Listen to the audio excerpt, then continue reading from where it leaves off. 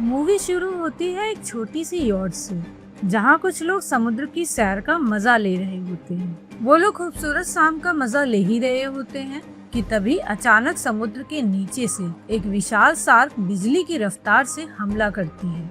वो यॉट के पिछले हिस्से को इतनी जोर से टक्कर मारती है कि पूरा जहाज हिल जाता है। लोग घबरा जाते हैं। शार्क बार बार हमला करती है, जैसे उसे किसी खास चीज की तलाश हो। तभी एक्वाटिका स्टेशन से एक हेलीकॉप्टर उड़कर वहां पहुंचता है। रिसर्च टीम किसी तरह उस घायल शार्क को बेहोश करके पकड़ लेती है। सब लोग राहत की सांस लेते हैं, लेकिन किसी ने भी ये नहीं सोचा था कि ये सिर्फ शुरुआत है। अब कहानी हमें एक्वाटिका स्टेशन के अंदर ले जाती है, जहां डॉक्टर सूजन उस शिकारी शार्क पर एक्सपेरिमेंट कर रही थी। उन्होंने शार्क के दिमाग में एक खास डिवाइस लगाया, लेकिन उन्हें इस बात का बिल्कुल भी अंदाजा नहीं था कि खतरे की हल्की सी आहट मिलते ही शार्क जाग जाएगी। किस्मत से शार्क दोबारा बेहोश हो गई। मौका देखकर सूजन ने उसके सिर पर डिवाइस फिट किया और इमेजिंग सिस्टम की मदद से लगभग 10 मीटर लंबी सुई उसके दिमाग में उतार दी। बेहोश होने के बावजूद शार्क को तेज दर्द महसूस हो रहा था। हालांकि सूजन ने आखिरकार उसके दिमाग से 4.5 मोल प्रोटीन निकाल लिया। उस प्रोटीन को अल्जाइमर के एक मरीज के डैमेज ब्रेन सेल्स के साथ मिलाया गया। अब हर कोई स्क्रीन पर नजरें गड़ाए नतीजों का बेसब्री से इंतजार कर रहा था। अगर यह एक्सपेरिमेंट सफल हो जाता तो लाखों मरीजों को नई जिंदगी मिल सकती थी और टीम को भी भारी मुनाफा हो सकता था। जैसे ही प्रोटीन और ब्रेन सेल्स के बीच रिएक्शन हुआ, डैमेज हो चुकी सेल्स दोबारा जिंदा होने लगी। इस नतीजे ने साबित कर दिया कि उनका एक्सपेरिमेंट सफल रहा। सफलता का जश्न मनाते हुए एक वैज्ञानिक ने तुरंत सिगरेट जला ली, लेकिन जैसे ही वह लापरवाही से शार्क के पास गया, सिगरेट की गंध से शार्क अचानक जाग गई और उसने एक ही झटके में उस पर हमला कर दिया। पलक झपकते ही सबके सामने उसका हाथ उसके शरीर से अलग हो गया, जिससे लोगों के बीच दहशत फैल गई। शार्क पूरी तरह से बेकाबू हो चुकी थी। उसे रोकने के लिए कार्टर ने तेजी से शीशा तोड़ा और एक हार्पून गन निकाल ली। वहीं दूसरी ओर सूजन ने इस मुश्किल से मिले रिसर्च के नतीजों को बचाने की ठानते हुए तुरंत स्विच ऑन किया और शार्क को वापस गहरे पानी में छोड़ दिया। लेकिन किसी को अंदाजा नहीं था कि उन्होंने कितनी बड़ी गलती कर दी थी। कार्टर ने तुरंत टावर से संपर्क किया और नजदीकी मेडिकल टीम को बुलाया, क्योंकि यह सब गहरे समुद्र में बने एक रिसर्च सेंटर के अंदर हुआ था। बाहर भयंकर तूफान चल रहा था और सबने पहली बार प्रकृति का असली रौद्र रूप देखा था। इस बीच भारी खून बहने के कारण घायल वैज्ञानिक की हालत लगातार बिगड़ती जा रही थी। खराब मौसम के कारण हेलीकॉप्टर लैंड नहीं कर सका, इसलिए उसे एक स्टील केबल के सहारे मेडिकल टीम तक पहुंचाया गया। इसके बाद हर कोई तुरंत बेस की ओर भागने लगा, क्योंकि उन्हें डर था कि समुद्र की विशाल लहरें किसी भी पल जानलेवा साबित हो सकती हैं। अच्छी बात यह थी कि बाकी सभी लोग सुरक्षित बेस पर पहुंच गए। हालांकि स्ट्रेचर पर पड़े वैज्ञानिक की हालत अभी भी नाजुक थी। अचानक खराब मौसम की वजह से मशीन फेल हो गई और बिना किसी सपोर्ट के वह केबल सहित सीधे शार्क से भरे समुद्र में जा गिरा। बेस पर लौटने पर सबने देखा कि शार्क ने केबल को अपने जबड़ों में जकड़ रखा था और उसे खिलौने की तरह इस्तेमाल करके हेलीकॉप्टर को झटके दे रही थी। कुछ ही सेकंड में हेलीकॉप्टर टावर से टकराया और एक जोरदार धमाके के साथ फट गया। धमाका इतना जबरदस्त था कि बेस के कई हिस्सों में आग फैल गई। इसके अलावा उनका पूरा सर्विलांस और कम्युनिकेशन सिस्टम भी ठप हो गया।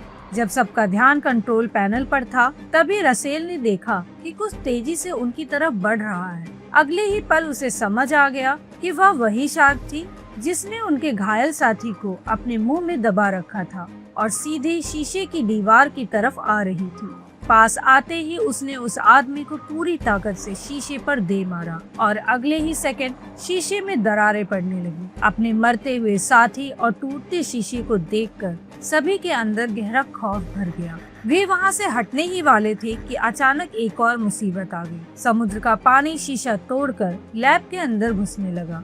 जैसे जैसे कमरा ठंडे पानी से भरता गया, सभी की घबराहट बढ़ती गई। अपनी जान बचाने के लिए हर कोई तुरंत एक गुप्त दरवाजे की तरफ भागा। पानी का दबाव इतना ज्यादा था कि दरवाजा बंद करना लगभग नामुमकिन हो गया।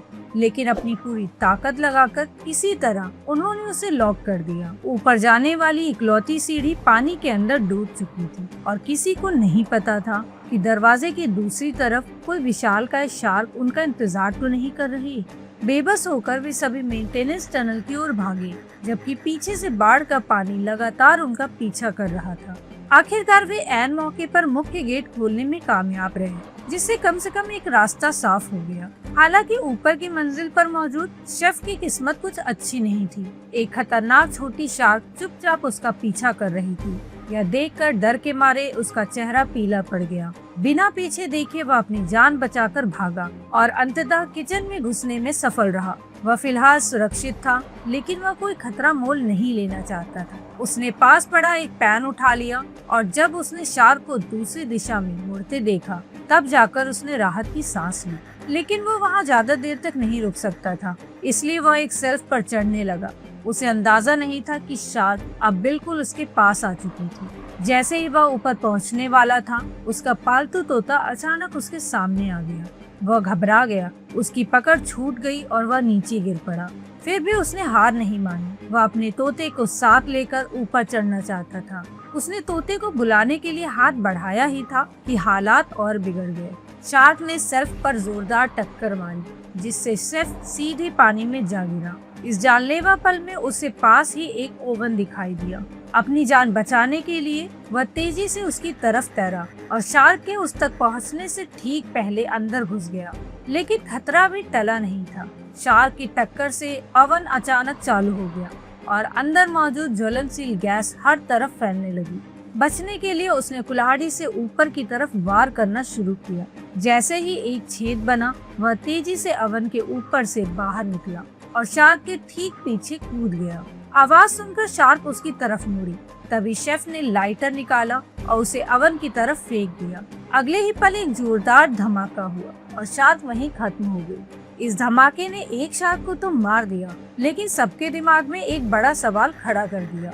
एक आम समुद्री जीव में इंसानों पर हमला करने की इतनी समझ कहां से आई, और उसने शीशा तोड़ने के लिए अपने शिकार को हथियार की तरह इस्तेमाल क्यों किया।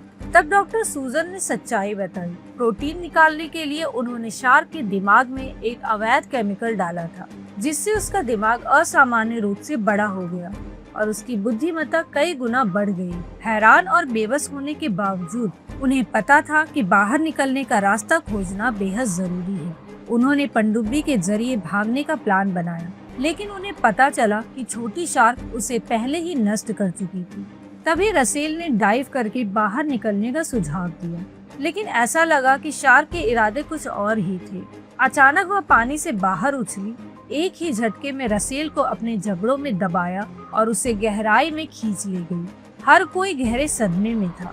ऐसा लगा मानो शार्क ने डाइव करके निकलने का उनका विकल्प पहले ही खत्म कर दिया था। कोई और चारा न बचने पर उन्होंने अपने सामने का दरवाजा खोला, जो शायद उन्हें ऊपर ले जा सकता था। लेकिन कुछ ही सेकंड में हवा के दबाव के कारण लिफ्ट शाफ्ट में समुद्र का पानी भरने लगा। 2 सदस्यों ने अपनी जान जोखिम में डालकर किसी तरह दरवाजा बंद किया, लेकिन एक नई मुसीबत उनका इंतजार कर रही थी। ऊपर लिफ्ट एरिया में हुए धमाके के कारण आग लग गई थी और वहां रखा सामान फट रहा था। इस बीच शार्क लगातार दरवाजे पर टक्कर मार रही थी। हालात बिगड़ते देख कार्टर ने फैसला किया कि उसके साथी आगे बढ़े, जबकि वह खुद एक मंजिल पर मौजूद दरवाजा खोलने का जोखिम उठाएगा, ताकि पानी के स्तर को नियंत्रित किया जा सके। उसका ये फैसला सही साबित हुआ। उसने दरवाजा खोल दिया और सही समय पर शार्क के हमले से बाल बाल बच गया। लेकिन तभी चीजें फिर से खराब हो गई। एक ढीले पेच की वजह से सीढ़ी का एक हिस्सा टूटकर नीचे गिर गया। गनीमत रही कि सीढ़ी दूसरी तरफ अटक गई, लेकिन टीम की एक सदस्य अपना संतुलन खो बैठी और सीधे पानी में गिर गई। कार्टर ने तुरंत खुद को संभाला और उसे बचाने की कोशिश की, लेकिन उसे 1 सेकंड की देर हो गई। सबकी आंखों के सामने शार्क ने उस महिला को दबोच लिया। कार्टर ने अपनी पूरी ताकत लगा दी, लेकिन शार्क ने उसे एक जोरदार झटके के साथ गहरे पानी में खींच लिया। अंततः वह ठंडे समुद्र के पानी में गायब हो गई। उस पल हर कोई एक बार फिर गहरे सदमे में डूब गया। सबसे बुरी बात ये थी कि वे अभी भी सबसे ऊपरी मंजिल से काफी दूर थे। तभी शेफ वहां पहुंच गया। उसने तुरंत कपड़ों से बनी एक रस्सी नीचे फेंकी और उनके डूबने से पहले उन्हें ऊपर खींच लिया। अब वे सभी तेजी से आगे बढ़ने लगे। आगे एक पंप सिस्टम था जिसे जनरेटर का उपयोग करके चालू किया जा सकता था ताकि पानी बाहर निकाला जा सके। टीम तुरंत कंट्रोल रूम की तरफ दौड़ी और किसी तरह जनरेटर चालू करने में सफल रही, लेकिन जैसे ही वे बाहर निकलने वाले थे, स्थिति फिर से बिगड़ गई। शार्क ने अचानक पीछे से हमला कर दिया। उसने कार्टर के दोस्त को बेरहमी से चीर डाला। ये देखकर कार्टर तुरंत मेन गेट की तरफ तैरा, लेकिन इससे पहले ही शार्क उसे अपना अगला शिकार बनाती गेट खुल गया और उसी समय शेफ भी वहां पहुंच गया। जब सभी की जान दांव पर लगी थी, सूजन ने एक और बड़ी गलती कर दी। उसे लगा कि टीम की कड़ी मेहनत और बलिदान व्यर्थ नहीं जाना चाहिए, इसलिए वह रिसर्च का डेटा लेने के लिए अकेले ही अपने कमरे में चली गई। उसने चाबी से लॉकर खोला और थोड़ी खोजबीन के बाद जरूरी सैंपल निकाल लिया। इस दौरान वह ये नहीं देख पाई कि उसके ठीक पीछे पानी चीरती हुई एक शार्क आ रही है। गनीमत रही कि वह सिर्फ एक रिसर्च मॉडल निकला, लेकिन अगले ही पल पानी की सतह से कुछ और उभरा और इस बार वह कोई नकली मॉडल नहीं बल्कि एक असली शार्क थी। उसने तुरंत सूजन पर हमला कर दिया।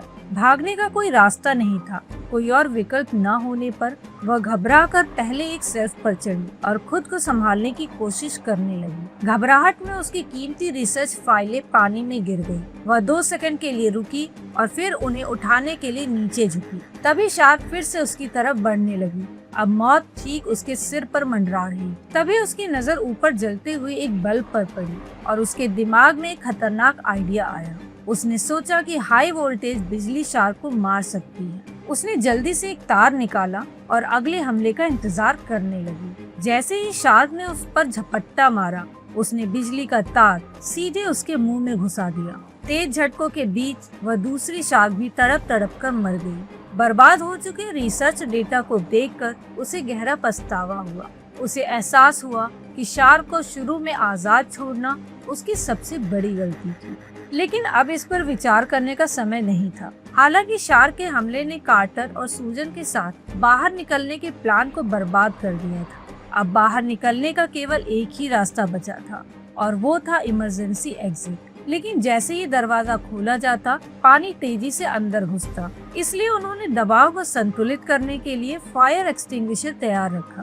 फिर उन्होंने जानबूझकर कमरे में पानी भरने दिया। जब पानी उनके सिर के ऊपर तक पहुंच गया, तब उन्होंने हैच खोल दिया। जैसे ही वे तैरकर बाहर निकले, तीनों ने फायर एक्सटिंग्विशर चालू कर दिया। बुलबुलों की वजह से शार्क कंफ्यूज हो गई और उनकी यह तरकीब पूरी तरह से काम कर गई। तीनों आखिरकार सतह पर पहुंच गए, लेकिन तभी एक और हमला हुआ।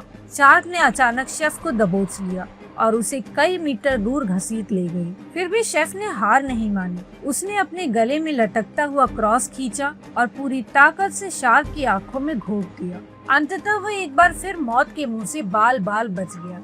कार्टर और सूजन यह सब देखकर पूरी तरह से हैरान रह गए। कार्टर वापस पानी में कूद गया और शेफ किसी तरह मलबे के ऊपर चढ़ गया। सूजन ने उसके घाव पर पट्टी बांधी, जिससे फिलहाल ज्यादा खून बहने का खतरा टल गया। चारों तरफ फैले मलबे को देखकर उन्हें एक कड़वी सच्चाई का एहसास हुआ। पहले शार्क को नीचे की मजबूत दीवारों के भीतर कैद रखा जा सकता था, लेकिन अब पूरा ढांचा धीरे धीरे डूब रहा था और ऊपर केवल लोहे की एक पतली ग्रिल बची थी। इसका मतलब साफ था, शार्क सिर्फ इंसानों को मारना नहीं चाहती थी, वह इस इंसानी पिंजरे को तोड़कर खुले समुद्र में भागना चाहती थी। उसे हर हाल में खत्म करना होगा। दोनों तुरंत हरकत में आ गए। उन्होंने सभी सिग्नल फ्लेयर्स से बारूद निकाला और उसे एक हारपून में भर दिया। प्लान बिल्कुल साफ था। जैसे ही हारपून अपने निशाने पर लगेगा, वे उसके तार को बैटरी से जोड़ देंगे और एक जोरदार बिजली के झटके से शार्क को उड़ा देंगे। हालांकि ठीक उसी समय शार्क का पूरा ध्यान दरवाजा तोड़ने पर था। उसने कार्टर को सही निशाना लगाने का मौका ही नहीं दिया। जब शार्क सतह पर नहीं आई, तो सूजन ने एक टूटी हुई मशीन के नुकीले किनारे से अपनी हथेली काट ली और सीधे पानी में कूद गई। असल में वो खुद को चारे के रूप में इस्तेमाल कर रही थी। सबसे पहले नियम उसी ने तोड़े थे, इसलिए उसे ही ये सब खत्म करना होगा। खून की गंध मिलते ही शार्क ने दरवाजा तोड़ना छोड़ दिया। वो मुड़ी और उसकी तरफ झपटी, लेकिन चालाक शार्क सतह पर आने से बच रही थी। कार्टर समझ गया कि सूजन का प्लान फेल हो रहा है। बिना हिचकिचाए वह उसे बचाने के लिए पानी में कूद पड़ा और फिर वो हुआ जिसकी किसी ने कल्पना भी नहीं की थी। अगले ही पल शार्क ने बेरहमी से सूजन के टुकड़े टुकड़े कर दिए। कार्टर बस बेबस होकर यह सब देखता रह गया। खून की गंध के पीछे जाते हुए शार्क ने अब कार्टर को अपना अगला शिकार बना लिया और उसकी तरफ बढ़ने लगी। जब उसने हमला किया तो कार्टर घबराया नहीं। अपनी बेहतरीन तैराकी की मदद से वह हमले से बच निकला और मौका मिलते ही उसने शार्क का पंख पकड़ लिया। उसी पर शेफ ने फिर से कमान संभाली। उसने हार्पून गन उठाई और पूरी तरह से तैयार खड़ा हो गया। उसने हार्पून का निशाना शार्क के पंख पर लगाया और जैसे ही सही मौका मिला उसने बिना एक पल सोचे ठीक पंख में हार्पून दाग दिया। लेकिन तभी उससे एक गलती हो गई। हार्पून पंख को चीरते हुए पूरी तरह से कार्टर के पैर के आर पार निकल गया। तार तेजी से खिंच रहा था। अगर कार्टर ने समय रहते खुद को शार्क से अलग नहीं किया तो शेफ के बैटरी से तार जोड़ते ही एक बड़ा धमाका होगा और वह भी शार्क के साथ मारा जाएगा। जैसे ही शार्क जाली तोड़कर बेस से बाहर निकलने वाली थी, कार्टर ने बिल्कुल आखिरी सेकंड में जाल पकड़ लिया और खुद को उसके पंख से छुड़ा लिया। उसी पल शेफ ने तार को बैटरी से जोड़ दिया और अगले ही सेकंड इलाके में एक जोरदार धमाका हुआ। धमाका इतना भयानक था कि शार्क मौके पर ही मर गई। और इसी के साथ हमारी कहानी यहीं खत्म हो जाती है। अगर आपको मेरा ये मूवी नरेशन पसंद आया हो तो वीडियो को लाइक जरूर करें, चैनल को सब्सक्राइब करें और बेल आइकन को दबाना बिल्कुल मत भूलिएगा। मिलते हैं अगली धमाकेदार कहानी के साथ। तब तक अपना ख्याल रखिए।